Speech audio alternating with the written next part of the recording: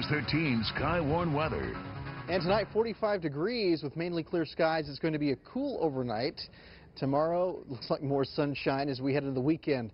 Highs will be in the low 80s and even a little bit warmer in Durango, or Farmington rather. 54 degrees overnight tonight. Tomorrow, well on into the upper 80s to near 90 degrees. So all in all, not looking like it's going to be shaping up to be that bad of a weekend. 82 in Durango right now, 91 in Farmington, 84 in Gallup, some 90s to our south. You get up in the higher elevated areas around Ruidoso, back towards the San Juans and the Sangre de Cristos. It's a little bit cooler up there, obviously.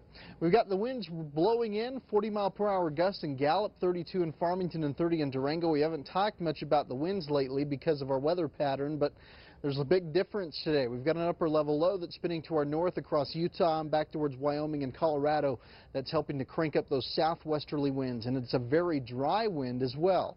Over the past couple of days, we've benefited from that southerly flow of moisture. Of course, we have the low off to the west, the high off to the east, but these two features are kind of switching directions. We got the low moving a little further off to the north, the high working its way a little further east, and this is bringing in that southwesterly flow, and this is a dry flow, unfortunately. So Friday, of course, today into tomorrow, will continue to stay pretty dry under this particular regime. Now, as far as next week, it doesn't look like it's going to be all that active as well, as that high backs back into New Mexico and Colorado and pretty much keeps us on the quiet side, with the exception of the occasional mountain shower or storm. So here's what we're looking at tomorrow. Very uneventful, maybe a spotty shower popping up in our mountains, and the same goes for Sunday. I wouldn't count on a whole lot of action out there. Meanwhile, across the rest of the nation, this ridge is really affecting folks off to Texas and Oklahoma, back in towards the southwest. And up to our north, though, that upper level low is producing some showers in the Pacific Northwest, while the east coast's remaining fairly quiet. Tonight, or rather right now, 90 degrees in Denver, 80s in Rapid City, 50s in the Pacific Northwest, and tomorrow climbing right back up to those 90s in El Paso. We'll see 80s up north in Denver, same thing, 70s in Rapid City, with a little bit cooler up to the north and west.